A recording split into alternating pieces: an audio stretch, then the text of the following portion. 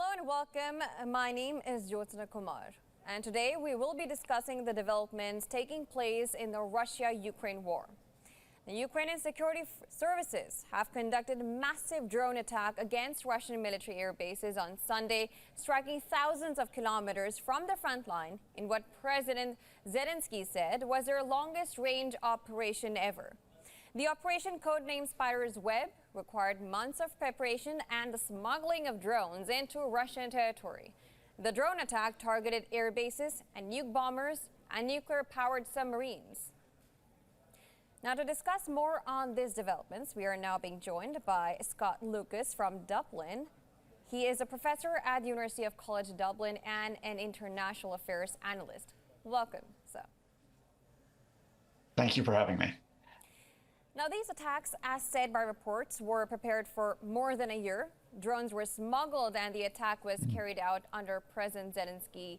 What does it tell us about Ukraine's capabilities as well as Russia's? And how does this change the face of the war at this juncture? So as I speak to you, Ukrainian officials are saying that they disabled 41 Russian strategic bombers or surveillance planes. That's more than 1/3 of Russia's entire fleet. 13 of those warplanes have been destroyed. What it says immediately is that Ukraine can strike far into Russia. One of the 6 air bases hit was in the Irkutsk region near the border with Mongolia, about 4,500 kilometers inside Russia.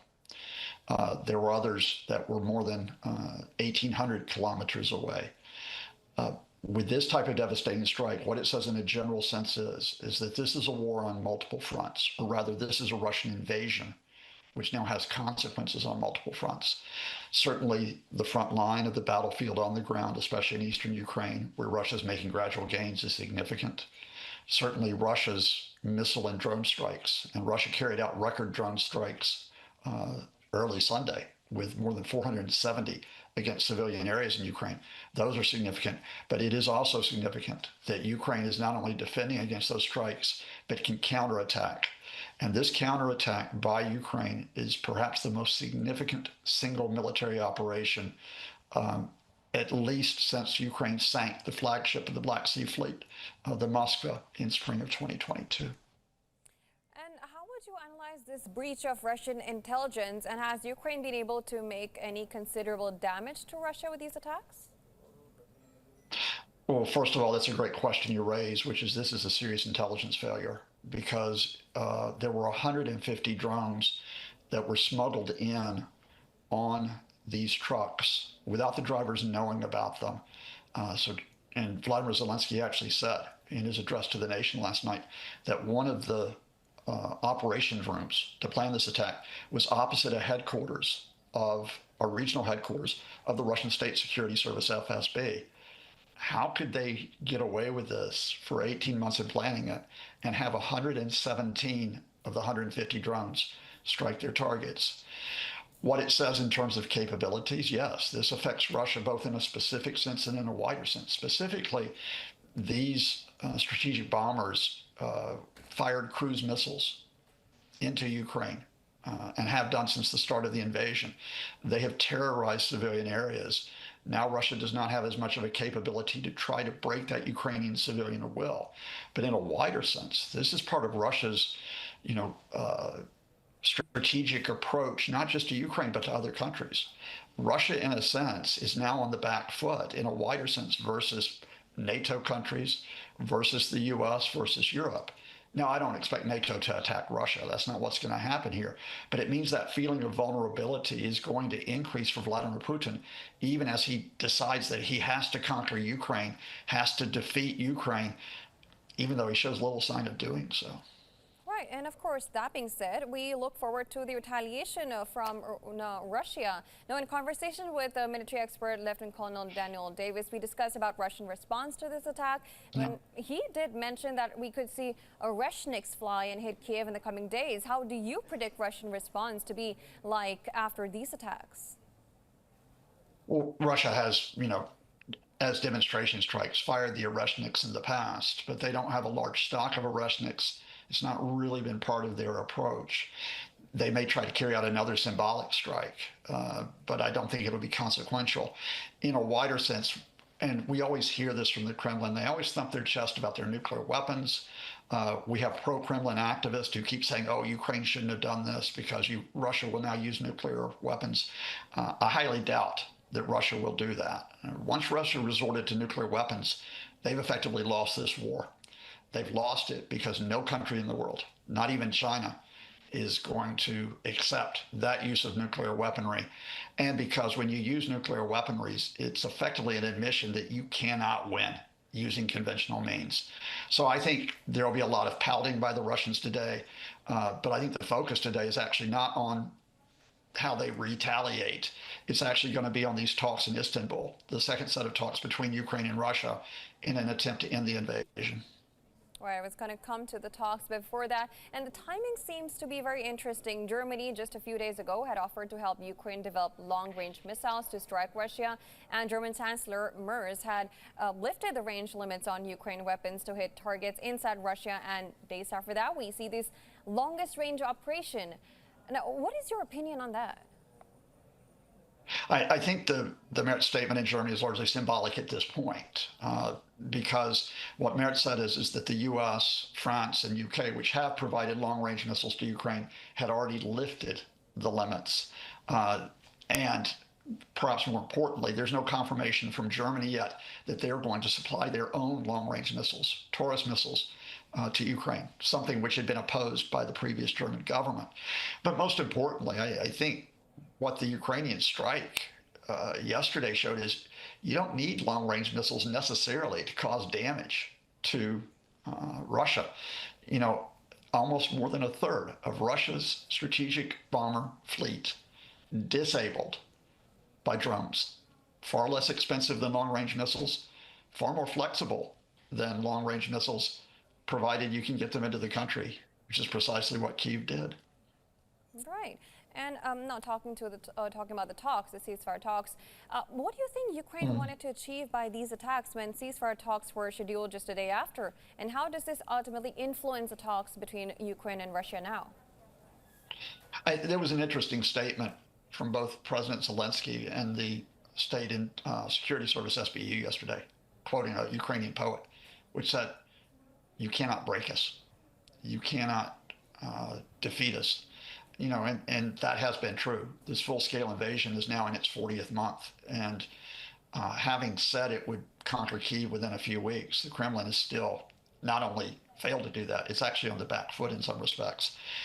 What that allows Ukraine to do is it allows to go to Istanbul today and to present its own proposals to end this invasion based on its terms, which include an unconditional ceasefire, air, land, and sea. Then, once there's a ceasefire, then they'll talk about the status of territory, including that occupied by Russia, about 25% of Ukraine. Then they'll talk about Ukraine's relationship with Western countries, including military support. Then they will talk about security for both countries. But it has to start with that ceasefire. Now, what is interesting is Russia has not presented any proposals for today and still is pursuing the maximum demands, still is threatening Ukraine. Vladimir Putin saying not only that Ukraine must give up 4 regions, 2 in the east, 2 in the south, as well as Crimea. Even though Ukraine holds some of that territory, Putin's saying sanctions must be lifted on Russia and Ukraine must be kept weak with no security guarantees. Well, what Ukraine showed yesterday is you don't get it your own way. You can't just simply force us to surrender in these talks today. So Ukraine will take the diplomatic initiative, present these proposals, and I firmly expect Russia to reject them and try to find some way to recover and to try to, as it has done for more than 3 years, just try to hammer Ukraine into defeat, even though I don't think they're going to be able to do that.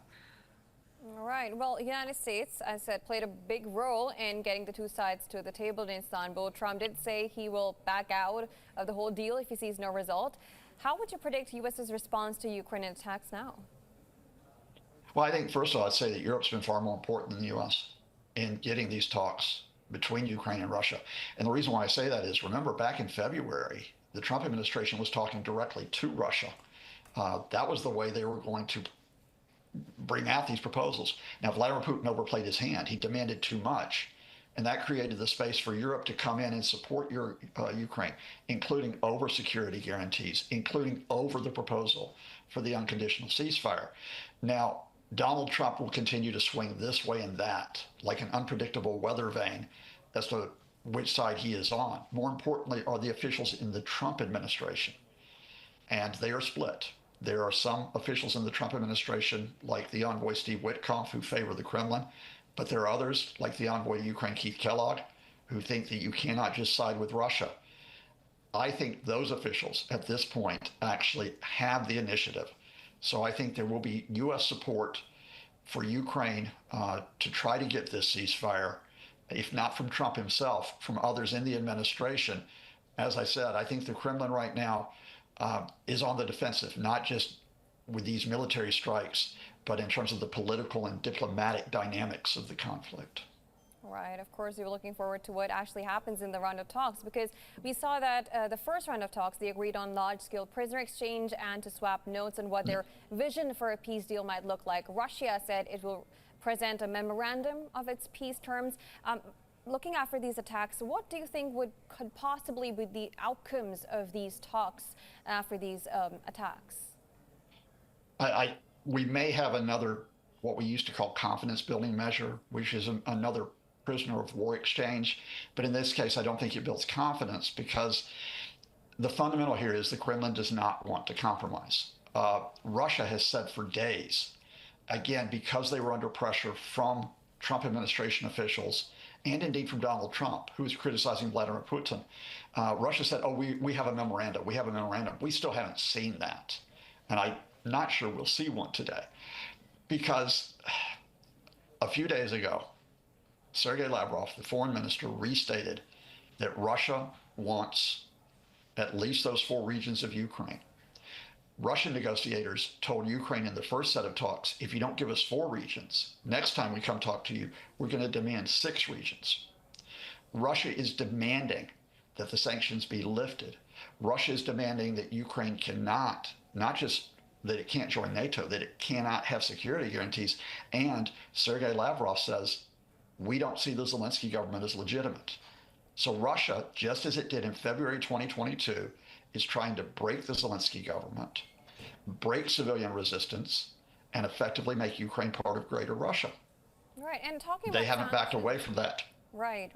And now you mentioned sanctions, so I would like to just finally take your answer on Sure. that. So U.S. did talk about secondary sanctions. Now, what I understand from that probably would be that any country, now these sanctions would be on the countries who do buy any kind of product from Russia. Do you think these U.S. secondary sanctions would actually make any difference? I do, if they're imposed, but let's talk about where we are with them right now. Some Trump administrations favor the sanctions if Russia will not accept a ceasefire. Donald Trump has been Vladimir Putin's best friend in opposing that. He actually has not put a priority on the ceasefire so far. Therefore, he is not pushing for the sanctions. But here's the factor a lot of people miss. 82 of 100 senators, led by the Republican Lindsey Graham and the Democrat Richard Blumenthal, are supporting a bill for the toughened sanctions, which include secondary sanctions on countries, and this would include India, who trade with Russia in certain sectors, especially the energy sector. That would toughen sanctions on Russia's financial sector as well. If 82 senators support that bill, and if it can get through the House, Trump cannot veto it. So yes, I think if Russia does not accept a ceasefire, we have the possibility, not the probability, but at least the possibility that American legislators will change this by pushing for sanctions that will affect Russia and anyone who trades with it. All right, well, of course, all these developments coming too fast. But of course, we're looking forward to what happens next and probably have you again for a discussion. But thank you so much for joining and giving your perspective, Mr. Scott Lucas. Thanks to you and all your viewers.